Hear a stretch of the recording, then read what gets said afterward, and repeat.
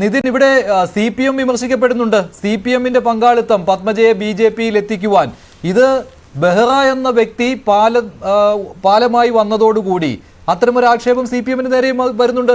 ജിൻഡോയുടെ വ്യക്തമായിട്ട് പറഞ്ഞല്ലോ, അതിൽ പങ്കാളിത്തം CPM-നുമുണ്ട്. അതുകൊണ്ടാണ് CPM ഇപ്പോൾ അതിൽ ആഹ്ലാദിക്കുന്നത്. കാരണം ബെഹ്റയുടെ ബന്ധങ്ങൾ അറിയാമല്ലോ.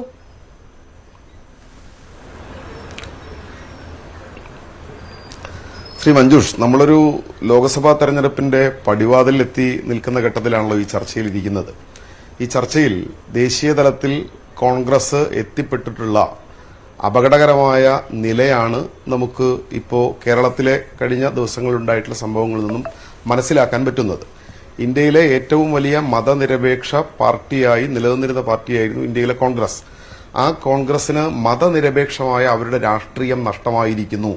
കോൺഗ്രസും BJP-യും തമ്മിലുള്ള അതിർവരമ്പ് അലിഞ്ഞില്ലാതായി ഏതു സമയവും കോൺഗ്രസ് ആയ ഒരാൾക്ക് BJP ആകാൻ കഴിയും, രാഷ്ട്രീയമായി അതിലൊരു പ്രശ്നവും ഉണ്ടാവില്ല എന്ന നിലയിലേക്കെത്തിയ വർത്തമാനകാല സാഹചര്യത്തിലാണ് നമ്മൾ നിൽക്കുന്നത്. നിങ്ങൾ ഇവിടെ ടൈറ്റിൽ വെച്ചിട്ടുള്ള പോലെ ഏതെങ്കിലും ഒരു IPS ഉദ്യോഗസ്ഥന്റെ പേരോ കേരളത്തിൽ DGP ആയിരുന്ന ഒരാളുടെ പേരോ വെച്ചുകൊണ്ട് ആണോ ഈ ചർച്ച നമ്മൾ മുന്നോട്ട് കൊണ്ടുപോകേണ്ടത്? ലോക്നാഥ് ബെഹ്റ പറഞ്ഞിട്ടാണോ കർണാടകത്തിലെ മുഖ്യമന്ത്രിയായിരുന്ന SM കൃഷ്ണ BJP-യിലേക്ക് പോയത്? എത്രയോ കാലം UP-യിലെയും ഉത്തരാഖണ്ഡിലെയും മുഖ്യമന്ത്രിയായിരുന്ന കരുണാകരന്റെയൊക്കെ കാലത്ത് മുഖ്യമന്ത്രിയായിരുന്ന ND തിവാരി BJP-യിലേക്ക് പോയത് ഏതെങ്കിലും ബെഹ്റ ഇടപെട്ടിട്ടാണോ? പേമ ഖണ്ഡു അരുണാചലിലെ മുഖ്യമന്ത്രി BJP-യിലേക്ക് പോയത് ഏതെങ്കിലും ബെഹ്റ ഇടപെട്ടിട്ടാണോ? ഇപ്പോ സമീപ ദിവസത്ത് ഹിമാചൽ പ്രദേശിൽ രാജ്യസഭയിലേക്ക് തെരഞ്ഞെടുപ്പ് നടന്നു. 40 MLA-മാരാണ് കോൺഗ്രസിനുള്ളത്, 28 MLA-മാരാണ് BJP-ക്കുള്ളത്. മനു അഭിഷേക് സിംഗ്വി എന്ന കോൺഗ്രസിന്റെ ഇന്ത്യയിലെ ഏറ്റവും തലയെടുപ്പുള്ള നേതാവ് ഹിമാചലിൽ നിന്ന് രാജ്യസഭയിലേക്ക് മത്സരിച്ചപ്പോൾ 40 MLA-മാരിൽ 6 MLA-മാരുടെ വോട്ട് ചോർന്നു. തലേ ദിവസം രാത്രി 11 മണിക്ക് അത്താഴം കഴിച്ചുപോയ കോൺഗ്രസിന്റെ MLA-മാർ എന്നെ വഞ്ചിച്ചു എന്ന് ഞെട്ടലോടുകൂടി കോൺഗ്രസിന്റെ നേതാവായ മനു അഭിഷേക് സിംഗ്വിക്ക് പറയേണ്ടി വന്ന സാഹചര്യം നമ്മുടെ തൊട്ടു മുമ്പിലുണ്ട്. 11 മുഖ്യമന്ത്രിമാർ ഇതിനോടകം ഇന്ത്യയിൽ കോൺഗ്രസിന്റെ മുഖ്യമന്ത്രിമാരായിരുന്ന ആളുകൾ BJP-യിലേക്ക് പോയി. സംസ്ഥാന പ്രസിഡന്റുമാരായിരുന്ന PCC-യുടെ അധ്യക്ഷന്മാരായിരുന്ന ഗുജറാത്തിലെ ഹർദിക് പട്ടേൽ, അതുപോലെ തന്നെ UP-യിലെ റീത്ത ബഹുഗുണ ഉൾപ്പെടെയുള്ള ആളുകൾ BJP-യിലേക്ക് പോയി. കേരളത്തിൽ ഇപ്പോ മുഖ്യമന്ത്രിയായിരുന്ന AK ആന്റണിയുടെ മകൻ BJP-യിലാണ്. മുൻ മുഖ്യമന്ത്രിയായിരുന്ന കരുണാകരന്റെ മകൾ പത്മജ BJP-യിലാണ്. ഇനിയും പോകാൻ ആളുകളിരിക്കുന്നു എന്ന് പത്മജ പറയുന്നു. ഇവിടെ BJP-യുടെ വക്താവായി വന്നിട്ടുള്ള ശ്രീ ശങ്കുട്ടി ദാസും പറയുന്നു.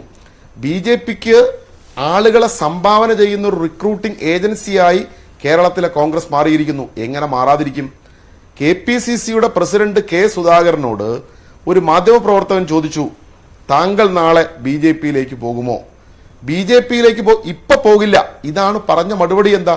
ഇപ്പൊ പറയാനാവില്ല. നാളെ പോകുമോ എന്ന് ചോദിച്ചാൽ ഇപ്പൊ പറയാനാവില്ല എന്ന മറുപടിയാണ് KPCC-യുടെ പ്രസിഡന്റ് പറയുന്നത്. ആ KPCC-യുടെ കീഴിലുള്ള കോൺഗ്രസിന്റെ നേതാക്കൾ പോയില്ലെങ്കിലല്ലേ അത്ഭുതമുള്ളൂ. ഈ തെരഞ്ഞെടുപ്പിലും ഇപ്പോ K മുരളീധരൻ BJP-യിലേക്ക് നാളെ പോകില്ല എന്നെന്താണ് ഉറപ്പ്? ഇവിടെ ഇപ്പൊ ചർച്ചയ്ക്ക് വന്നിരിക്കുന്ന കോൺഗ്രസിന്റെ നേതാവ് ശ്രീ ജിൻഡോ ജോൺ നാളെ BJP-യിലേക്ക് പോകില്ല എന്ന് ഉറപ്പു പറയാൻ പറ്റുമോ?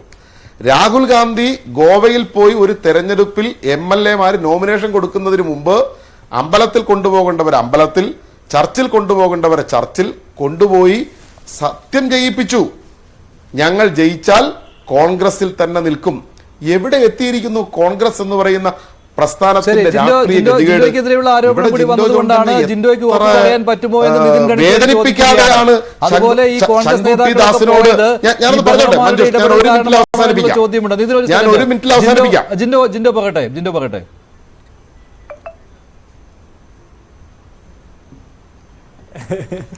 അല്ല, അദ്ദേഹം കുറെ കാര്യങ്ങൾ പറഞ്ഞല്ലോ. കോൺഗ്രസിൽ നിന്ന് ഒത്തിരി പേര് BJP-യിലേക്ക് പോയിട്ടുണ്ട്, വാസ്തവമാണ്. ഞാനത് തള്ളി പറയുന്നില്ലല്ലോ. നമ്മളൊരു യാഥാർത്ഥ്യത്തെ എന്തിനാ കള്ളം പറഞ്ഞ് മറച്ചു വയ്ക്കുന്നത്?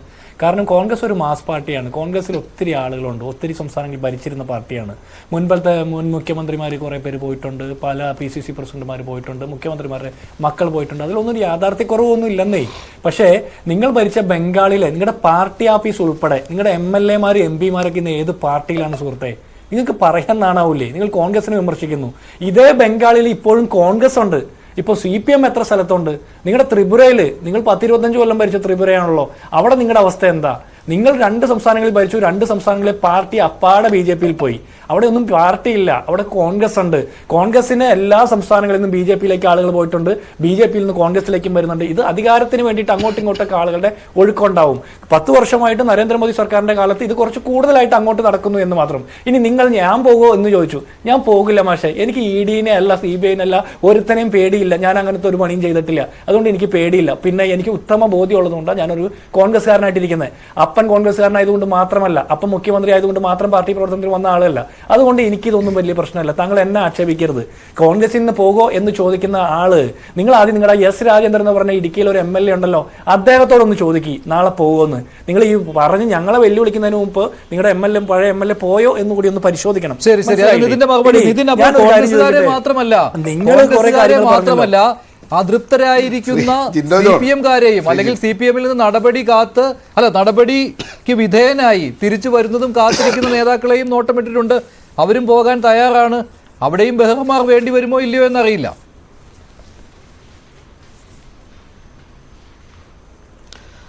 അല്ല, ശ്രീ ജിൻഡോ ജോണിനെ വ്യക്തിപരമായി വേദനിപ്പിക്കാൻ വേണ്ടി ഞാൻ ചോദിച്ചതല്ല.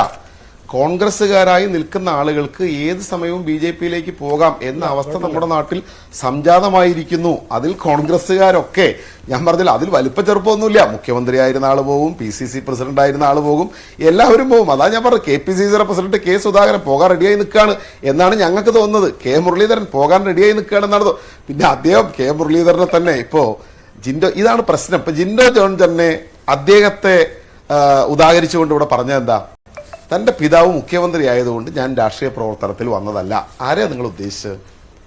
K. മുരളീധരൻ ഉദ്ദേശിച്ചിട്ടാണോ? ഇതാണ് പ്രശ്നം. നിങ്ങൾ K. മുരളീധരൻ എന്തുകൊണ്ട് രാഷ്ട്രീയ നേതാവായതാ? രാഷ്ട്രീയ പ്രവർത്തനം നടത്തിയോ ജനങ്ങൾക്ക് വേണ്ടി പ്രവർത്തനം നടത്തിയോ ആയതല്ല. K.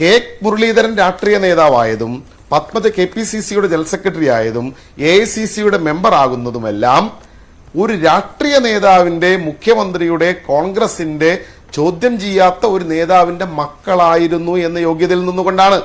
സ്വാഭാവികമായും ജിൻഡോ പറഞ്ഞതുപോലെ തന്നെ സംഭവിക്കും. അധികാരം കിട്ടാതാകുന്ന ഘട്ടങ്ങളിൽ സ്ഥാനമാനം, അധികാരം, പണം, ഇതിലേത് കിട്ടിയാലും ഇവരപ്പുറത്ത് പോകും. അതുകൊണ്ട് ജിൻഡോ ജോണിനോട് എനിക്ക് ചോദിക്കാനുള്ളൊരു ചോദ്യം, ഈ തെരഞ്ഞെടുപ്പിലും ഇപ്പൊ കോൺഗ്രസിന് വോട്ട് ചെയ്യണം എന്ന് നിങ്ങൾ എന്തടിസ്ഥാനത്തിൽ ആളുകളോട് പറയും? നാളെ അധികാരത്തിലേക്ക് എത്താൻ അല്ലെങ്കിൽ കേന്ദ്രത്തിൽ ചെല്ലുമ്പോൾ ഒരു കുതിരക്കച്ചവടം നടത്തി പണമോ അധികാരമോ വാഗ്ദാനം ചെയ്താൽ നിങ്ങൾ വിജയിപ്പിക്കുന്ന MP-മാർ, MLA-മാർ നിങ്ങളുടെ കൂടെ തന്നെ ഉണ്ടാകും എന്ന് നിങ്ങൾക്ക് ഉറപ്പുണ്ടോ? ഇതാണ് ഈ രാജ്യത്തിന്റെ ജനം ചോദിക്കുന്നത്. ജിൻഡോ, ഈ രാജ്യത്തിന്റെ ജനം ചോദിക്കുന്ന ചോദ്യമാണ് ഞാൻ നിങ്ങളോട് ചോദിക്കുന്നത്. കോൺഗ്രസിന്റെ ജയിക്കുന്ന MLA, ജയിക്കുന്ന MP നിങ്ങൾക്ക് ഇവിടെ കിട്ടുന്നതിനേക്കാൾ, നിങ്ങൾ MP ആയിരിക്കുന്നതിനേക്കാൾ കേന്ദ്രമന്ത്രി സ്ഥാനം തരാം എന്ന് BJP പറഞ്ഞാൽ നിങ്ങൾ അങ്ങോട്ട് പോവില്ലേ? നിങ്ങൾക്ക് ഇവിടെ കിട്ടുന്നതിനേക്കാൾ സ്ഥാനമാനം നിങ്ങൾക്ക് അപ്പുറത്ത് കിട്ടും എന്ന് പറഞ്ഞാൽ നിങ്ങൾ പോകില്ലേ? അതാണ് ചോദ്യം. ബംഗാളിൽ ഞങ്ങൾക്കെതിരായ ആക്രമണം ഉണ്ടായിട്ടുണ്ട്. ഞങ്ങളുടെ ആഫീസുകൾ തൃണമൂൽ കോൺഗ്രസ് പിടിച്ചെടുത്തിട്ടുണ്ടാവാം, BJP പിടിച്ചെടുത്തിട്ടുണ്ടാവാം, ഞങ്ങളുടെ ആഫീസുകൾ ഞങ്ങൾ പ്രവർത്തകർ ആക്രമിച്ചിട്ടുണ്ടാവാം, ഇതെല്ലാം ഉണ്ടായിട്ടുണ്ടാവാം. നിങ്ങൾ പറയുന്നത് പോലെ ബംഗാളിൽ ഒരു MLA-യും BJP-യുടെ കൂടെ പോയിട്ടില്ല. തൃണമൂൽ കോൺഗ്രസ് ത്രിപുരയിൽ ഒരാളും BJP-യുടെ കൂടെ പോയിട്ടില്ല.